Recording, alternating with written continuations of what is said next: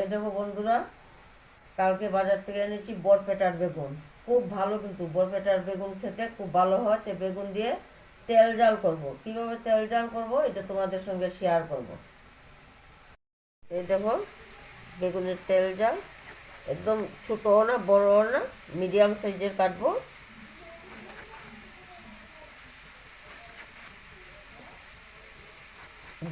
বরপেটার বেগুনের তেল জাল এক তরকারি দিয়ে সব কিছু খাওয়া যায়, এক থাল ভাত খাওয়া যাবে।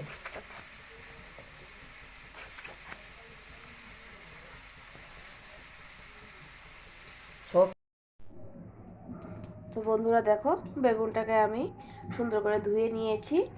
এখন প্রথমে বেগুনটাকে হলুদ আর লবণ দিয়ে লাল লাল করে একটু ভাজবো।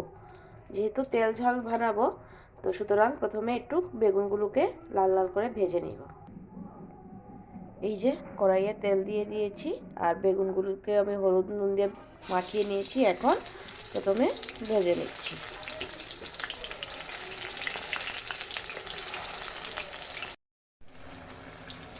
এই যে বেগুনগুলোকে লাল লাল করে ভেজে নিয়েছি, এখন তুলে নেব।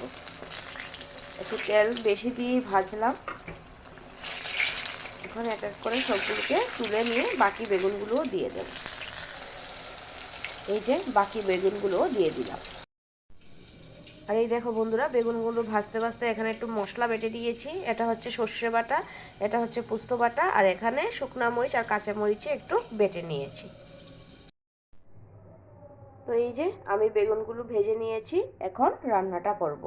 তো বেগুনগুলো ভেজেছিলাম সাদা তেল দিয়ে, আর রান্নাটা করব সর্ষের তেল, কাচ্চিঘানি সর্ষের তেল দিয়ে। এই যে দিয়ে দিলাম সর্ষের তেল। তেলটা গরম হলে ফোড়নে দিয়ে দেব কালো জিরে। দিয়ে দিলাম কালো জিরে।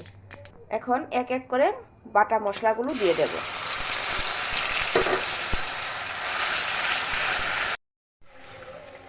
মশলাটা যাতে পুড়ে না যায় সেজন্য বন্ধুরা একটু সামান্য জল দিয়ে দিয়েছি। এখন আরও কিছু মশলা অ্যাড করব। মশলার মধ্যে বেশি কিছু না, সামান্য পরিমাণ মতো নুন, আর দিয়ে দেব হলুদের গুঁড়ো। আর কিছুই দেব না। দিয়ে ভালোভাবে মশলাটাকে কষিয়ে নেব। দিয়ে দিচ্ছি দুটা কাঁচামরিচ। যেহেতু তেল ঝাল, ঝালের পরিমাণটা একটু বেশি হবে। এখন ভালো মতো কষিয়ে নেব। এই দেখো বন্ধুরা, মশলাটা ভালোভাবে কষানো হয়ে গেছে। দেখতেই পাচ্ছ উপর থেকে তেলটা ছেড়ে দিয়েছে। এখন ভেজে রাখা বেগুনগুলো দিয়ে দেব। এই যে দিয়ে দিলাম। আমি বেগুনগুলোকে গুল গুল করে কেটেছি, তোমরা চাইলে লম্বা লম্বা করেও কাটতে পারো। মানে বেগুনটার কিভাবে কাটা হবে এটা হচ্ছে যার যার কাছে, যে যেরকম খুশি সেরকম কাটতে পারো। যে আমি গুল করে কেটেছি সেজন্য গুল করেই কাটতে হবে এমন কোনো কথা নেই। আমার ভালো লেগেছে গুল করে কাটতে, সেজন্য কেটেছি।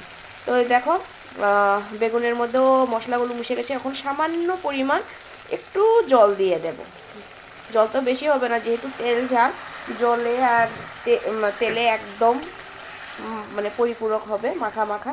অল্প জল দিয়ে দিলাম যাতে বেগুনের ভেতরেও মশলাটা ঢুকে যায়। ফুটে গেলে নামিয়ে নেব। তো এই যে বন্ধুরা, বেগুনের তেল ঝাল রেডি হয়ে গেছে। এখন নামিয়ে নিচ্ছি। নামানোর পর ফাইনাল লুকটা দেখাচ্ছি।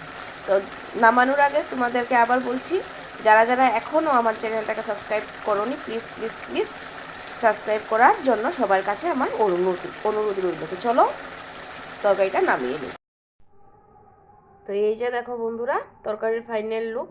বরপেটা বেগুন দিয়ে বেগুন তেল ঝাল আমাদের রেডি হয়ে গেছে। এই তরকারিটা হলে, এই রেসিপিটার সাথে থাকলে এক তাল ভাত বেশি শেষ হয়ে যাবে। এত টেস্টি একটা রেসিপি। আশা রাখছি তোমরা সবাই এই রেসিপিটা বাড়িতে ট্রাই করবে। তো আজকের জন্য এখানেই যাবার আগে সবাইকে বলছি, সবাই সুস্থ থেকো, ভালো থেকো। আজকের জন্য এখানেই টাটা।